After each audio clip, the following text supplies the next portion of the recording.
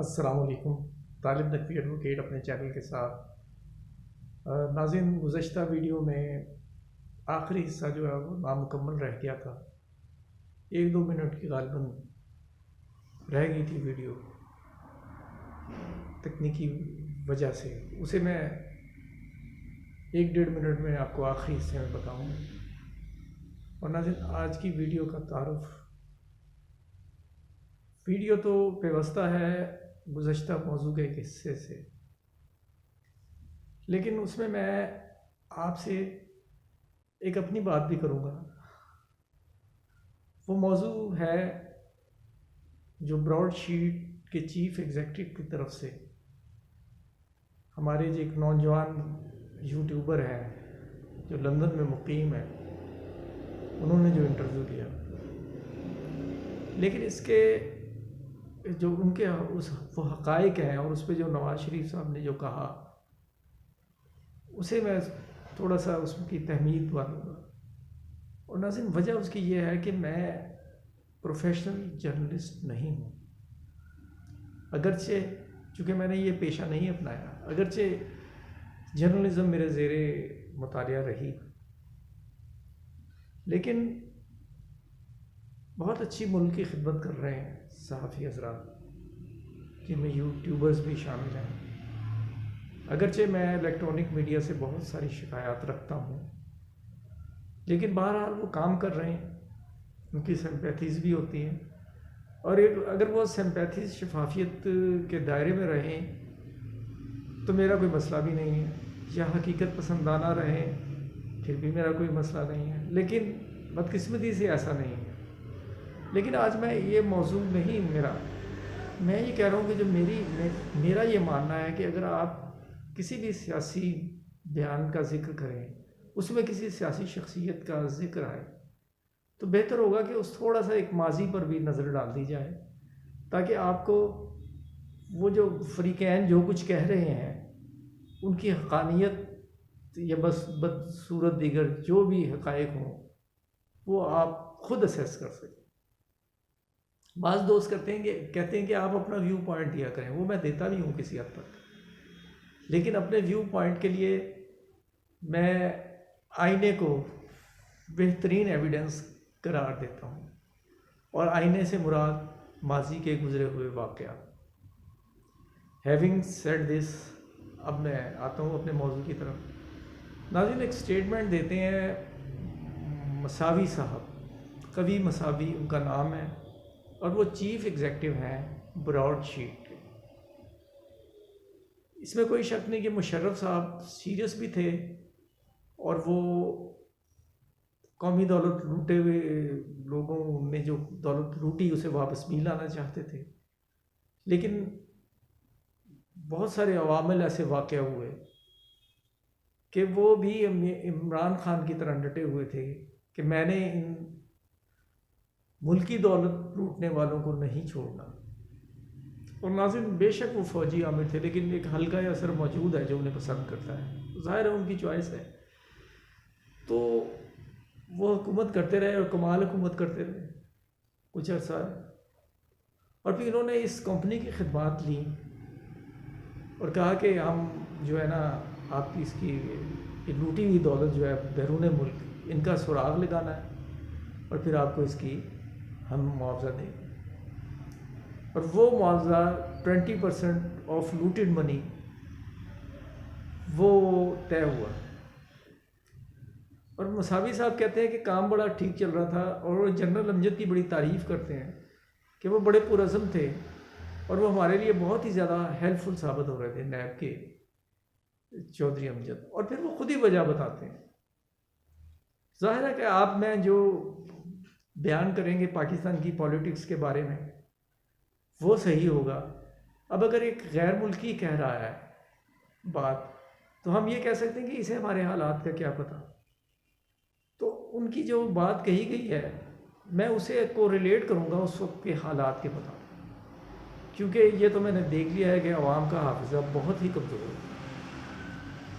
नाज़रीन, वो तय हो गया, काम चल पड़ा, काम कामयाबी से जारी रहा, लेकिन बकौल मसावी के उसे धचका उस वक्त पहुंचा जब जनरल अमजद को फारिग कर दिया गया। और जब उनसे पूछा गया, इंटरव्यूअर ने उनसे पूछा कि जी उन्हें क्यों फारिग किया गया, क्या आपने मुशर्रफ साहब से पूछा? नहीं। वो कहते हैं हाँ मैंने पूछा, और उन्होंने ये कहा कि भाई वो सुप्रीम कोर्ट ने कहा है कि आप इलेक्शन वगैरह करवाओ, तो अब मुझे इलेक्शन चूँकि कराने हैं तो मुझे थोड़ा सा मतलब उसका गर्ज़ो गायत ये थी कि मुझे थोड़ा सा कॉम्प्रोमाइजिंग होना पड़ेगा। और फिर वो कॉम्प्रोमाइजिंग हुए। और हमारी कॉन्स्टिट्यूशनल हिस्ट्री भी ये बताती है कि जो भी फौजी आमिर आया, he looked for rent a party, और जिसकी खिदमत हमेशा, जिस पार्टी की खिदमत हाजिर रहीं हर दौर में, और हर दौर में वो अपना नए कालिब में ढलती रही, वो थी मुस्लिम लीग। नाज़रीन, मुस्लिम लीग वो है कि कभी वो मुस्लिम लीग होती थी पाकिस्तान मुस्लिम लीग, उसके बाद कन्वेंशन मुस्लिम लीग बनी, कौंसल मुस्लिम लीग बनी, और मुस्लिम लीग जोनिजो बनी, मुस्लिम लीग काफ, और मुस्लिम लीग जोनिजो थोड़ी एंटी इस्टेब्लिशमेंट हुई तो उसे भी अपनी राह से हटाया गया। और आखिर में क्या हुआ, बल्कि अगर सही तज्जिया करें तो वो तो एक अपने मंतकी अंजाम को पहुंच गई, मुस्लिम लीग जोनिजो। और उसके बाद तख्लीक हुई मुस्लिम लीग नवाज़। जोनिजो, मुस्लिम लीग जोनिजो चूँकि अच्छे काम भी उन्होंने किए थे, और अब फिर इस्टेब्लिशमेंट की नज़रें रियायत पड़ी नवाज शरीफ साहब की तरफ, और फिर ग़ुलाम मुस्तफ़ा जतोई मरहूम को वज़ीर आज़म बनाया गया, और उसी तरह वो एक इत्तेहाद हुआ, इत्तेहाद ने इलेक्शन लड़ा और वो बने। ये इस्टेब्लिशमेंट के इंतज़ामात थे, ठीक है। नाज़रीन, अब मैं आपको आता हूँ मौजूदा हालात में इमरान खान के। इसमें यह है कि भुट्टो साहब ने बाज़ इक़दामात ऐसे किए जो ज़ाहिर है कि अपना इक़्तिदार बचाने के लिए थे। आखिर में उन्होंने NRO दिया, बड़ी ज़िम्मेदारी से कह रहा हूँ कि ज़ियाउल हक़ के मार्शल से पहले NRO हुआ, और वो NRO अभी तकमील के मराहल में था, अगरचे दस्तखत हो गए थे, तो फिर मार्शल लग गया। उसके बाद मुशर्रफ साहब का जो NRO सेकंड आया, मुशर्रफ साहब ने पहले NRO मांगा अपने आप को, अपनी हुकूमत को जस्टिफाई कराने के लिए। वो लीगल फ्रेम ऑर्डर कॉन्स्टिट्यूशनल बना, और वो उस वक्त बना, उसके सबसे बड़े नाक़िद और मुखालिफ थे मरहूम नसरुल्लाह, नौबजादा नसरुल्लाह। एक वीडियो में मैं जिक्र कर चुका हूँ। जब वो आर्ज़े क़ल्ब के बाइस इंतकाल फरमा गए, तो अभी उनका कफन भी मैला नहीं हुआ था कि मुस्लिम मौलाना फजलुर रहमान समेत तमाम जमातों ने बिला चूनो चिरागो मंजूर कर लिया, और मुशर्रफ साहब की हुकूमत को दवाम मिल गया। अगरचे वो दवाम कोई बहुत ज़्यादा तवालत इख्तियार ना कर पाया, कि उनका सेकंड जो NRO था वो उनके ख़ात्मे पर मुंतहिज हुआ। तो नाज़रीन, अब जो इन्होंने ये कहा कि जनरल अमजद को उन्होंने हटा दिया, तो मैंने ये पूछा, तो उन्होंने कहा कि जी मुझे पॉलिटिकल फ़ैसले करने पड़ेंगे। तो इमरान खान की तरफ मैं दोबारा आता हूँ। इमरान खान भी ईमानदार आदमी है, लेकिन वो इक़्तिदार से प्यार नहीं करता। नाज़रीन, वो अपना परवेज़ मुशर्रफ जैसे मजबूत तरीन बावर्दी शख्स के बरअक्स ज़्यादा मजबूत है, कि वो कहता है कि मुझे कोई मसला नहीं है, सियासतदान इस्टेब्लिशमेंट से खौफज़दा तब होते हैं जब उन्हें अपने इक़्तिदार के डूब जाने का ख़तरा होता है। इमरान खान को ऐसा नहीं कोई ख़तरा, यानी इमरान खान इसे आनी जानी चीज़ समझता है।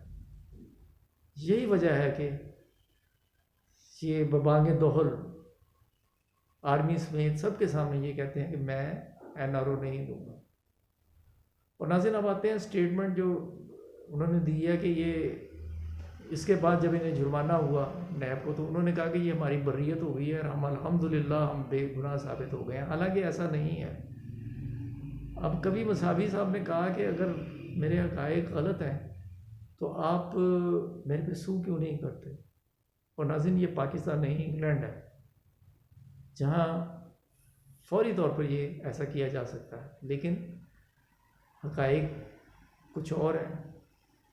क्योंकि इन्हें पता है कि अगर ऐसा कर दिया गया तो पंडोरा बॉक्स खुल जाएगा और काम बहुत ही आसान हो जाएगा। दूसरी अहम बात, उन्होंने इमरान खान से ये कहा है कि आप हमारे साथ दोबारा डील करें, हम आपकी सारी लूटी हुई दौलत वापस लाएंगे। और उन्होंने होशरुबा इंकशाफात इस हवाले से किए हैं। उन्होंने कहा कि 200 ममालिक में इनकी प्रॉपर्टी है और उनके भांजे ने हमें ये कहा कि इतने लाख अरब डॉलर दे दो तो हम तुम्हें यानी मामला जो है ना हमारे ख़त्म कर दो। इस पर उन्होंने इनकार किया। तो नाज़रीन, ये है हालात। और अब वो आखिरी हिस्सा ये था कि तमाम सूबों में तकरीबन यूटिलिटी अलाउंस मिल गया है। पंजाब में भी मिल रहा था, वफाकी हुकूमत के मुलाजमीन को भी मिल रहा था, लेकिन खैबर पख्तूनख्वा में नहीं मिल रहा था। सिर्फ 1-2 सेक्रेटेरिएट में और शायद जुडिशल मुलाजमीन को मिलता था। तो अब उन्होंने इसे सब के लिए कर दिया। और दूसरी खबर जो मैं नहीं दे सका वो ये थी कि एक पाकिस्तान पंजाब के कानून के मुताबिक एक वेलफेयर वर्कर्स फ़ंड होता है। इसमें फ़ंड्स बहुत सालों से रुके हुए थे और फलाह के काम नहीं हो रहे थे। अब ये अच्छी खबर ये है कि वो रुक गए हैं, जारी हो गए हैं और अब उनके काम हो रहे हैं। इसमें जो मुलाजमीन के बच्चे हैं उनके लिए स्कॉलरशिप वगैरह और दीगर मामला जो कानून के अंदर रह के हैं वो मुराद उन्हें मिल सकेंगी। नाज़रीन, अगर आपने हमारा सदाए महरूमीन चैनल सब्सक्राइब नहीं किया तो इसे सब्सक्राइब करके बेल आइकन को क्लिक करें और अपनी राय से ज़रूर बात। अस्सलाम वालेकुम।